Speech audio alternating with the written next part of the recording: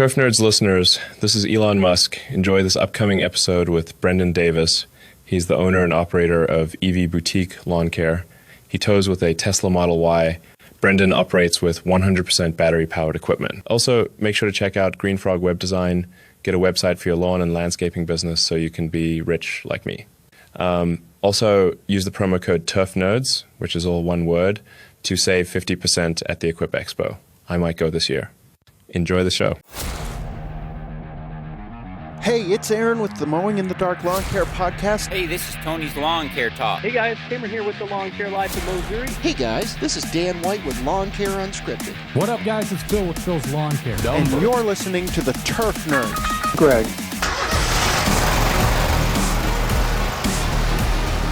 We got Brendan Davis on the show today. He is the owner and I think operator of EV Boutique Lawn Care in southeastern Ohio. So you're not very far away from us, Brendan, but give us this origin story. How did this your lawn biz come to be? Because it's pretty cool. Yeah, so I essentially at the end of the day, I want to escape the 9-to-5 rat race, right? So I knew I got to start somewhere. I got to do some sort of business. So the name EV Boutique came from wanting to start a EV repair shop, because in Southern Ohio, I either have to go to Cincinnati or go to Columbus to get my Tesla worked on. There's no independent shops. Well, I started that process, and it's like, I don't know where to go from here. I mean, this is a lot more work. So I'm like, what can I do to just get this name off the ground? And so I still use the EV Boutique name, and lawn care came to mind because, I mean, it's a low barrier to entry. So that's kind of how it started up. That's simple. Greg, what do you got? Well, Brent, first off, Southeast Ohio, where at in Southeast Ohio? So I am straight south. I mean, like near Chillicothe, Waverly, Portsmouth, Okay. Straight south Ohio. All right. Okay, not Columbus. No, not Columbus. All right, because we're from Michigan here. Yep, So- I'm about an hour and a half south of Columbus. All right, that's good. So, well, what inspired you to go fully electric then instead of going gas powered? I think it's just, I literally just have a drive for electric. I don't know. Anything electronic, I mean, I'm into it. So, one of the things is mowing the lawns wasn't something I always hated, even growing up. I think come to find out is just the gas, man. Smelling like gas. It's not a fun time. Smelling like this, right? You have to. So once I found out you can use electric tools for mowing lawns, I mean, it was just game changer. Just smelling the grass and literally no gas. Oh, isn't that funny, Greg? I mean, we're all gas powered and all about Tim Taylor here, Greg, aren't we? I mean, we're all about more power. We do have our Milwaukee electric tools, and we haven't dabbled into any mowers here. But so you did kind of have like a little bit of a lawn care background, Brendan. I mean, did you have like more of a background with it, or was it just coming at this from that angle of just you had a privy and a kind of a leaning towards EV stuff? Yeah, you just hit it spot on. I just like EV stuff. But no, I don't have any more background than what I came in with. No. Honestly, more of my background is just computer stuff, just technology. Well, That's what you were doing before? Yep. Okay, what were you doing? So I was an intern for cybersecurity with a Department of Energy plant site. And then that transitioned into, just a whole other future careers. But I ended up leaving the technology scene and I chased the money instead. So I actually am now a janitor that I might be quitting. I make really, really good money. I mean, I push 6 figures a year. Oh, wow. But I told my wife, I said, I don't want to do this anymore. I said, something's got to change. I don't want to work for somebody else. I want to do my own thing. Mm-hmm. Okay. Well, you went EV or you went electric, and how did you wind up with a Tesla? What walk us through that decision? That's it's not the most common vehicle pulling a trailer right now. Well, and that's just it, man. It turns heads. It's crazy. So the Tesla was my personal driver already. I think I got that last September. And I'm like, well, if I'm going to go full EV, I'll just throw that into the fleet. And it's been a game changer ever since. Dude, there's so much torque in the Tesla. You don't even know the trailer's on the back. It's insane. And not jumping ahead, maybe. I'm hauling a 6x12 enclosed trailer. Yeah, 'cause Okay. we wanted to hop into that, like the gear, the setup in the hall. So 6x12 enclosed trailer, and you got the Tesla. What model Tesla is it? Is this like one of the Cybertrucks, or man, this is quite fascinating. I mean, Greg, we've been out here in southeastern Michigan. I've been mowing for 15 years, and I've never seen anyone tow a trailer with a with a Tesla.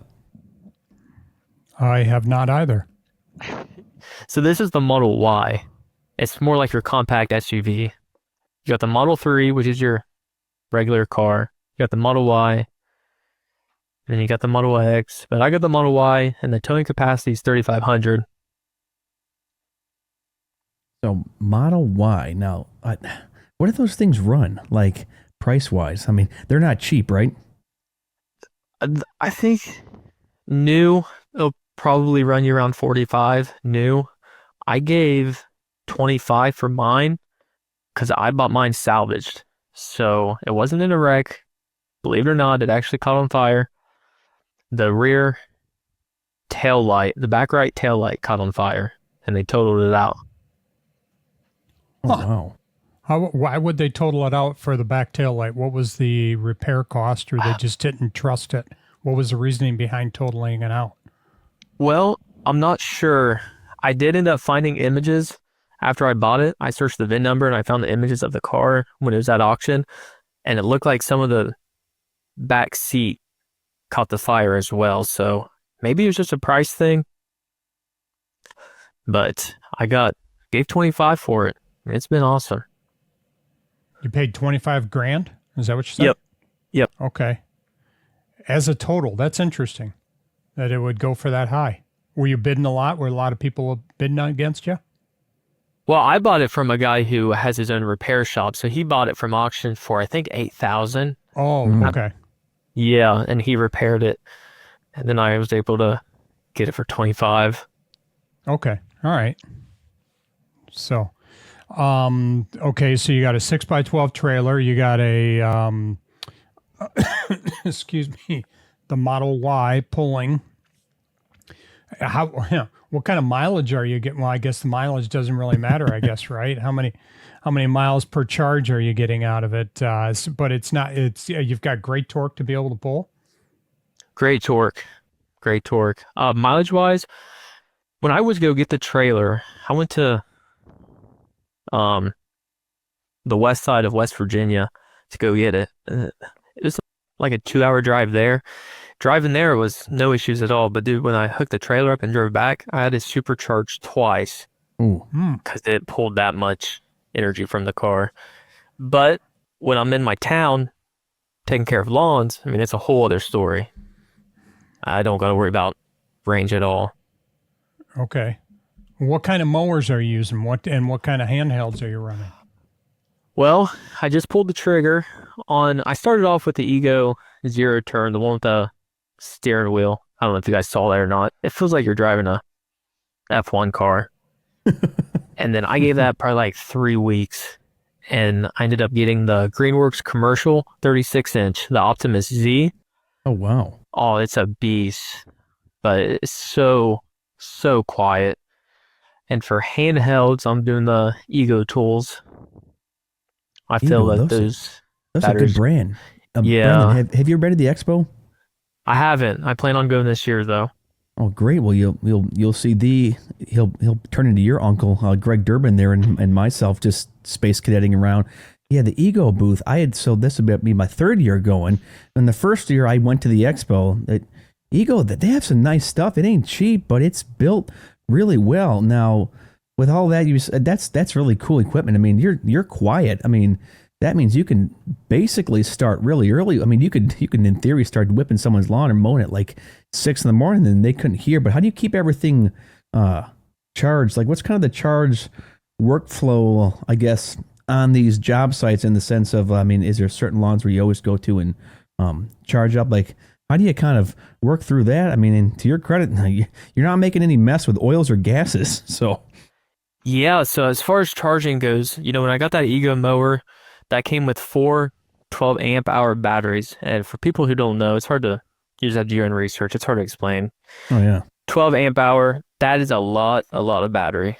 It's a heavy battery, but that's a lot of battery. And I got 4 of them. So with my workload, I just charge those up when I'm done for the day, and I can carry them on for the probably 2 more days, honestly. But at the end of the day, Really? I charge at my house. I got a 220 plug. So I just plug my car in, then I'll plug my Greenworks commercial in through an extension cord going from my house to my trailer. Now cost wise, for my car alone, that added about $30 onto my electric bill.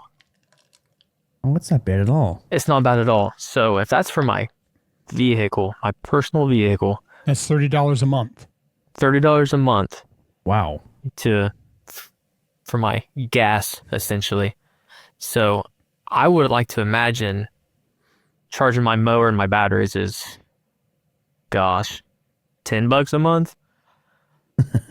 That's like nothing, Greg, right? So, yeah, considering I'm trying to think how much my gas bill was, my fuel bill for the mowers was last month. So, and then the oil changes and all that stuff. So, help me out on this. You said you got 4 12 amp batteries. Is that correct? Yep. Okay. And then are those separate batteries that you have to pull out and replace then, or are those are all in the system as is? Correct. Those are each individual battery that I can pull out of my Ego mower, Okay. and then I'll use those for my handhelds. And you just check the charge, see it's getting low, you'll pull one out and then grab another battery and pop that in okay. And then, so basically you say you get about 2 days. So you're using, two a day. Is that right? I would say 2 a day. Okay. If I'm working all day, probably 2 a day. Okay. Yep. How many lawns are you cutting? Gosh, I think we started 3 weeks ago. I think I'm at 6 now. And actually, on this call, someone just called my receptionist. I don't know if you guys heard of the M1 app. I don't know if you guys watched No. that video on my Facebook of me slamming the desk.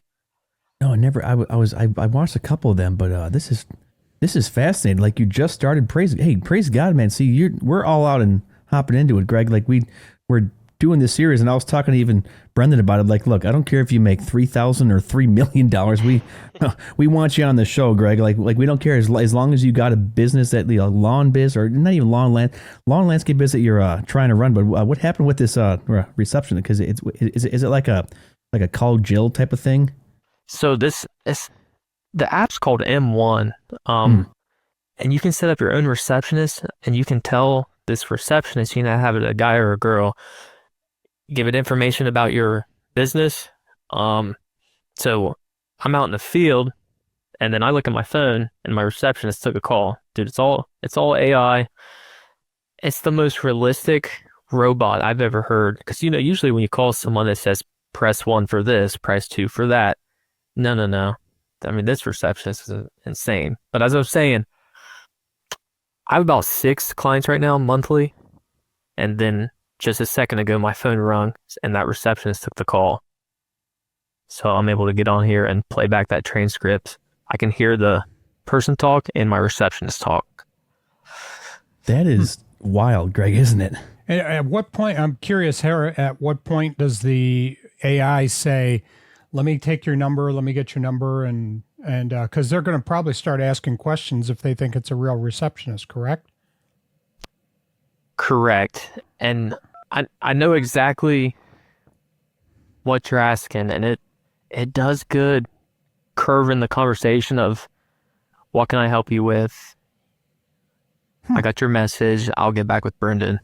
We should call it right now, Evan. Well, why don't we do that? I we just call set it this now? up, Brandon. For Give sure. me the number. I'll call it right now here. I was just dialing in. That's why I kind of went like a silent but deadly fart. Let me call it. What's the number? This could go right or really wrong. I'm not sure.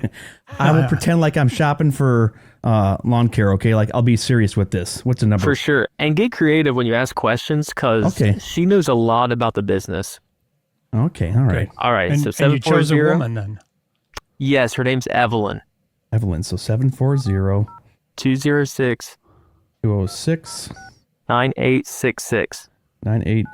This is what we do on Turf Nerds, guys. This is real as it gets. Oh, well, I'm about to blast someone dead.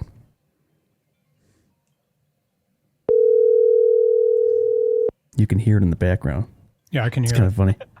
This is great, guys. Rate the show and get a website with Ezra. There you go. Thank you for calling EV Boutique LLC. My name is Evelyn. How can I assist you today? Hi, Evelyn. My name is Evan Linman. I just moved into town here, and I'm looking for someone to cut my grass. Welcome to the area, Evan. We'd be happy to help with your lawn care needs. Would you like to get a free estimate for our services? If so, could you please provide your service address? Yes. Oh, my service address is 18736 Hillcrest Street.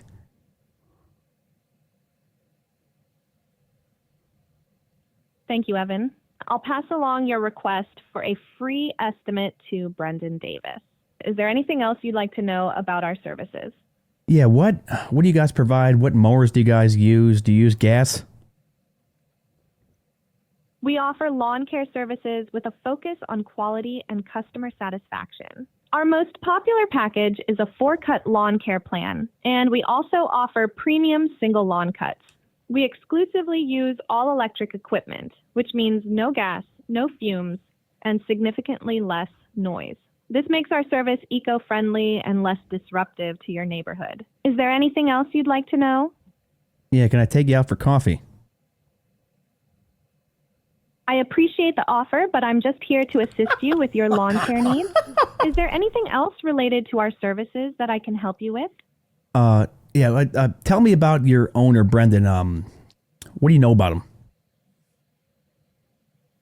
Brendan Davis is the owner of EV Boutique LLC, and he is dedicated to providing top-notch lawn care services. He is passionate about using eco-friendly, all-electric equipment to ensure a cleaner and quieter service. Brendan is committed to quality and customer satisfaction, and he believes in supporting the local community with his business. Is there anything else you'd like to know about Ask our what's services? the or future Brendan? of EV Boutique. What's the future of EV Boutique Lawn Care?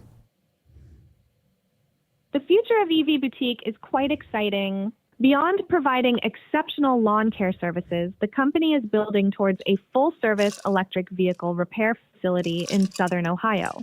This includes complete service for Tesla and electric vehicle diagnostics, rebuilds, and upgrades. Additionally, they are working towards a future-ready fleet of Tesla robotaxis to offer clean, autonomous rides in the community. Is there anything else you'd like to know? I think that's it. You've been very how helpful. How long have you been in business? Just for me, that Greg. I'm or glad Evelyn? I could help. No, I'm asking Evelyn. And hold and give me a second here because I want to do something on purpose. So I'm sorry, Evelyn. How long have you been in business? EV Boutique LLC has been proudly serving the community with lawn care services, focusing on eco-friendly I'm sorry, practices where are you based and out of? customer satisfaction. We are based in Waverly, Ohio, and we serve the surrounding neighborhoods. Is there anything else you'd like to know? I wanted to purposely interrupt just to see how it reacted. So I'm sorry. No, Evelyn, we thank you for everything, and please pass on our name to Brendan. No worries at all, Evan. I'll make sure to pass your name along to Brendan. We appreciate your call, and you can expect someone to get back to you within the next couple of hours. Have a wonderful day, and God bless. Thank you. And if you change your mind about coffee, let me know. Thank you for the kind offer, Evan. I'm here to assist you with your lawn care needs anytime. Have a great day. Listen to Turf Nerds. Goodbye. Brendan, this is great. This is going to be great for the show. You know, that's, Greg, you got to admit, that's a different perspective on it because Brendan can be out there working and not have to deal with customers calling them. Yeah. And I can set it up. I think I have it set up this way. If the person's not in my contacts, I'll let Evelyn take the call the first time. And then once I get the transcript and read it, I'll add them to my contacts and then I'll answer the next call. So they're not always speaking to Evelyn every single time they call. So let's kind of combine these two questions here, Brendan. So range anxiety, you ever had any issues with, do you think you're going to die out during the day? And then how does battery life compare to the gas? I mean, we've already kind of touched on this. How does battery life compare to gas productivity wise? Honestly, range anxiety only comes if you're not thinking ahead. I've had to get creative a few times, not with mowing or anything, more like traveling because my car's salvage, so I'm not on the supercharger network. Tesla won't allow me on the network, so I got to use third-party chargers. So I had to get creative a couple times, but once you figure out your rhythm, I mean, you're good. I know my gear, I know my route, then you just build your day around that. That's wild. So because it's a salvaged car, you can't get on the supercharged network. I wonder why they do that. I think they're just worried. Like they don't know what the wreck or accident consisted of, and they don't know if that may have messed with the high voltage battery. So, how does battery life compare to gas? Dude, I mean, personally, I've never really even used gas equipment, but I would have to say it's nearly 1-to-1. Oh, wow. Especially with Optimus C. I mean, it has impressive battery endurance. I think it has an 8 kilowatt hour battery. Oh gosh, I forget how many acres that thing can mow up. But it's a lot. That's really cool. You've just hopped right into EV. This is a cool perspective, Greg, isn't it? Yeah, it is. It's really kind of interesting just to listen to it. As I was thinking about it, I should have complained to Evelyn saying, "Hey, I think you scalped my lawn. I wonder how she would have handled that." You guy was out here and he scalped my lawn. What can you do about it? But it crossed my mind right after we hung up. So unfortunately I couldn't do it. But how does a boutique? This is really kind of interesting. How does a boutique or quiet and clean model affect the branding and pricing? Do you charge more for being green or a boutique service? I definitely don't charge more. Matter of fact, since I have no gas overhead, I honestly try to undercut the competition right now. I'm not gonna lie. So the customer's happy with their price. You're not the $20 guy, are you? Not the $20 guy. Sorry, I had to. I don't even know if I mentioned my prices. So in my area, what I'm doing right now is $60 one cut, or you can do $160 for the month. Oh wow! And customers have been pretty thrilled about that. So that tells me that I might be charging less than the gas guys. So think about it. You're charging less for the gas guys, but you're probably not, because you're not spending any money on gas. And then what kind of customer do you usually attract? Are they more like eco-conscious or high end, or are they just curious? I would assume it's probably a smorgasbord of everyone. Honestly, I mean, I just don't have enough clientele to answer that. There's one elderly lady. Oh, this is a good example. There's one elderly lady. She spoke to Evelyn, and then I think she's in her 80s. And when I personally spoke to her, the next phone call, she knew that was AI, and she kept saying how impressed she was. She's like, "I love technology." Well, I ended up cutting her yard, and I was about to leave, and she came outside with a check, and she said, "Yeah, I was on the phone when you got here. I didn't even know you was here." She said, "Normally when the gas guys come with the gas mowers, and I'm on the phone, I have to tell my girlfriends that, hey, I'll call you back. They're getting ready to mow the lawn." And she said, "I just happened to see you out the window. I didn't even know you was here." So I thought that was pretty interesting. So she was able to stick out her whole phone call. Do you have to explain the difference between gas and electric? I know you've only got a few clients so far, but do you have to tell them about the performance? Talk to them about that with the clients, or do you really focus on the EV side of it, or how does that go? I think once I say the word electric and tell them that all my tools are electric, there's really haven't been any questions asked. I think everybody just knows, like, okay, no gas involved. We're just going all electric here. Because we've kind of already answered this next question, though, because, I mean, people don't, I mean, you probably get double takes because people can't, because that like lady couldn't hear you mowing or trimming, right? So, I mean, how's this branding kind of helped with like marketing and press in that area? Like, you must be the only guy that's doing this there in southeastern Ohio.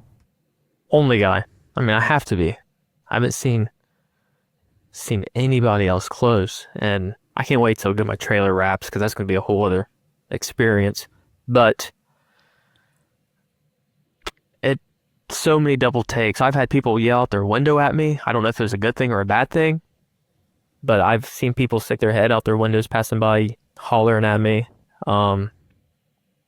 You'll see people drive around the block twice.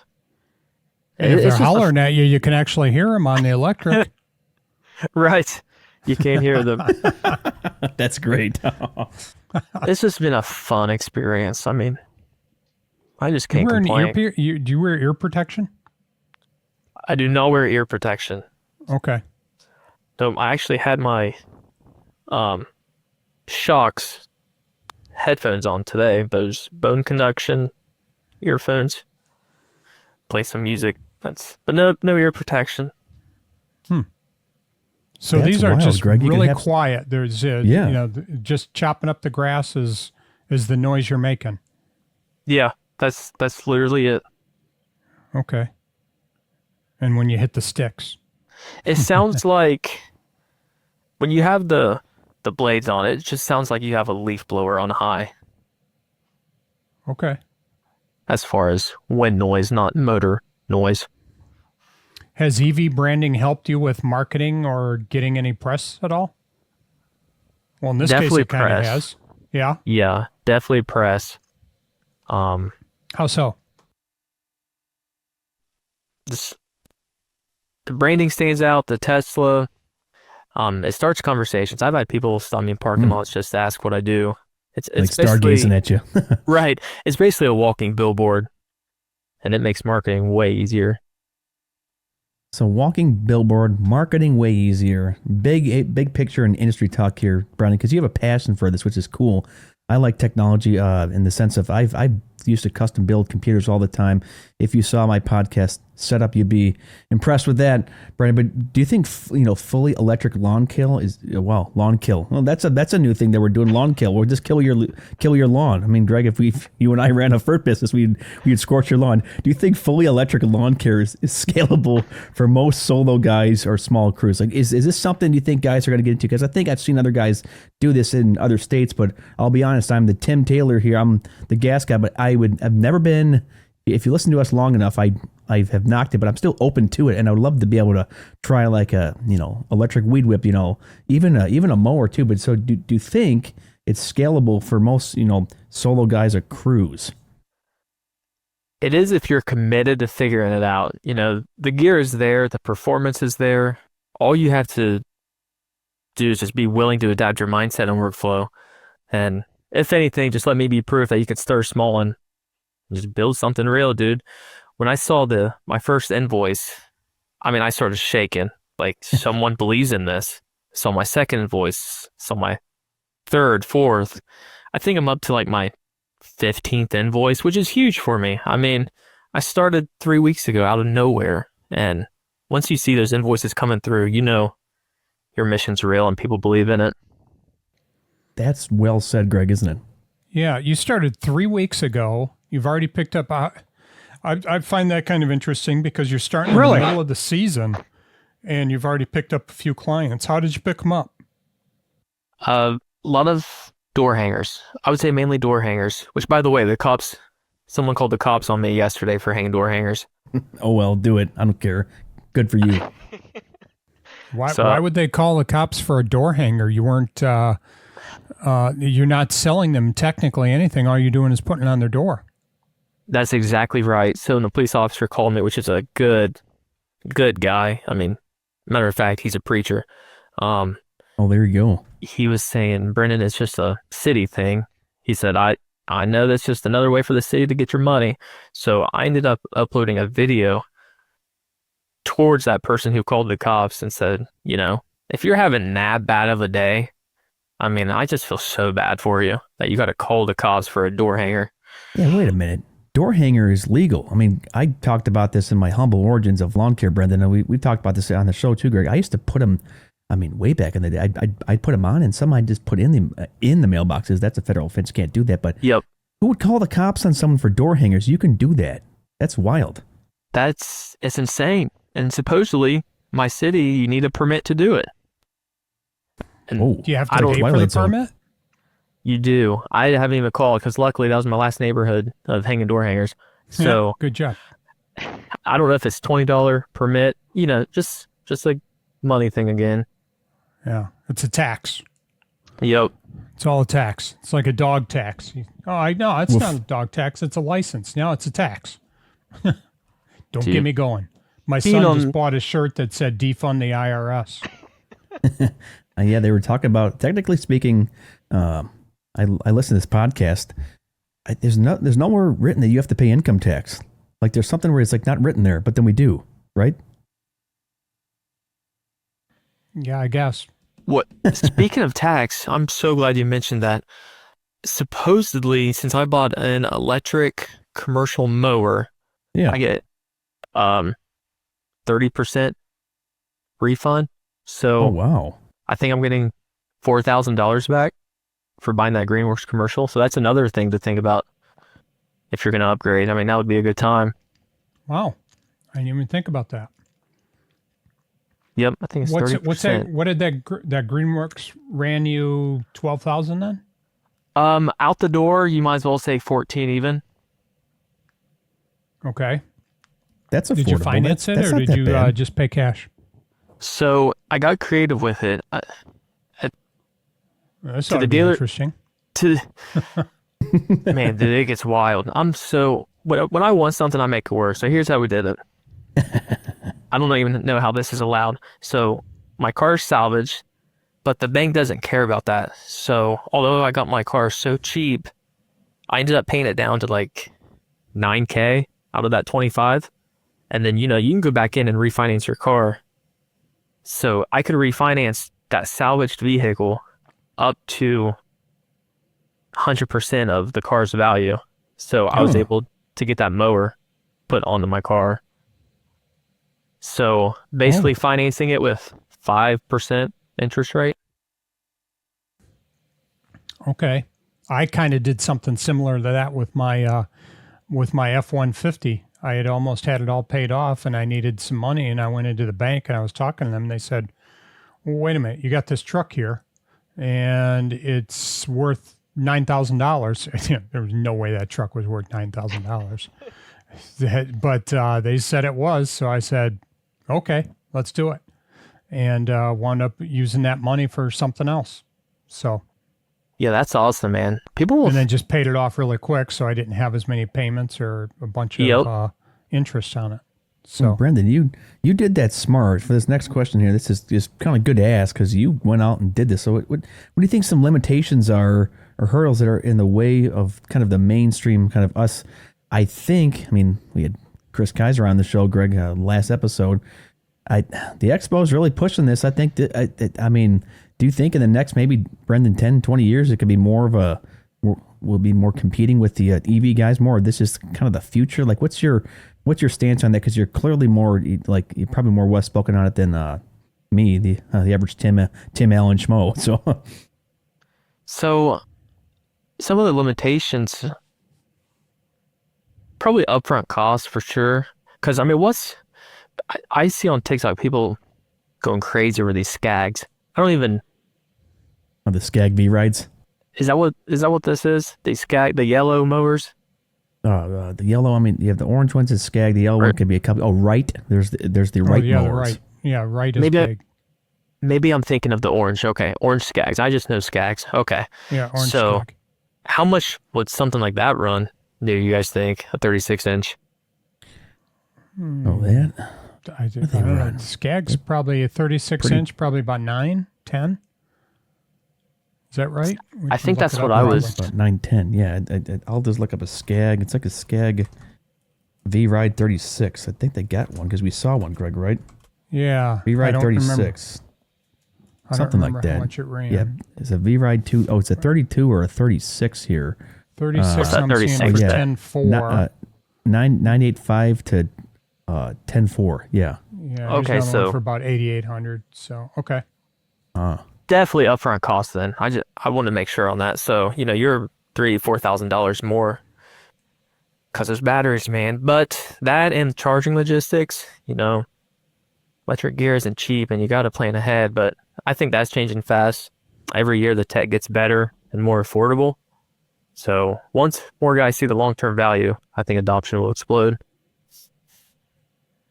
Okay, then you do have the issue is like, for example, in my neighborhood, although I happen to be parked in my driveway right now with my trailer, I'm not allowed to have my trailer in the yard for more than 3 days.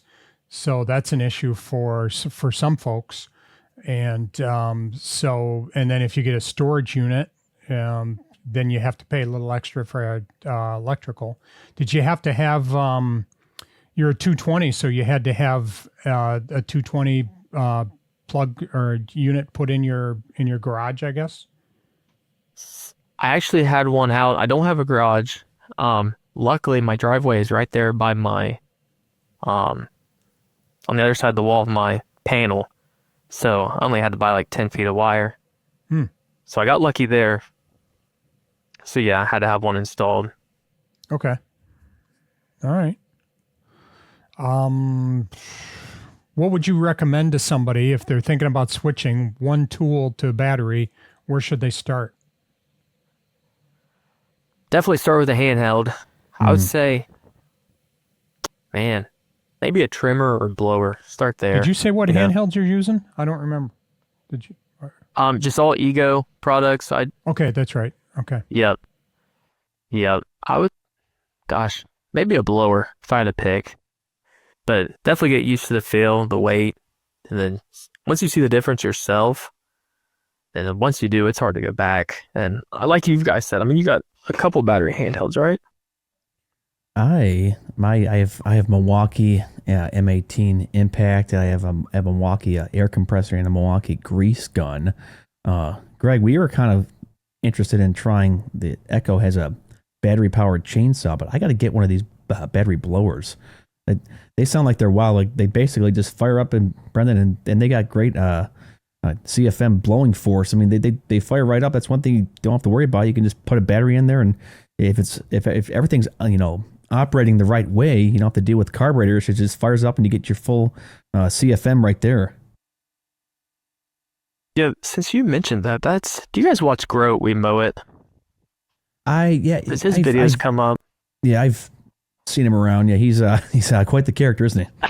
I love the guy. I love the content. Yeah, you know what I mean. Oh yeah. But I see him just jerking on the rope to get these things started. It's like I don't have to deal with any of that. Not on my weed eaters, not on my blowers. It's just a push of a button. You're on the move. Now, with that pushing the button, you're in a move. Now, this is kind of another nice one to ask. Do you feel like you're in a niche or riding the front of the wave of what's coming? Like, do you think that you're kind of the start of the revolution of more guys using it, or do you think that this will pass? You said that perfectly. Start of the revolution. I'm just trying to ride that wave early and be a part of shaping where it goes. But I'd say both. I mean, it feels niche now, but it won't be for long. I think we're at the beginning of a major shift. You're kind of like your own little Les Mis thing going on, Les Miserables. Right? If you've seen it. I guess it depends if anybody's seen Les Mis, that would help. So, the revolution, where the guys are involved in the revolution of what's going on. So, what's next for you? What's next for EV Boutique Lawn Care? What are you doing? Well, as that one said, long-term vision is definitely an EV repair shop. That's awesome. Don't know how I'm going to do it, but I know I'm going to do it somehow. And then the lawn care is phase one. Then I'm right now I'm basically just trying to build brand recognition and just some business experience. I have an associate's in business management, and people hear associates and they think that's not a degree, but that's what I got. And then just trying to build that local trust now, so when the time's right, I can pivot and scale. And this is what's great, Brendan. Like, you're taking a risk. You're you're on the cusp of quitting that. What did you say?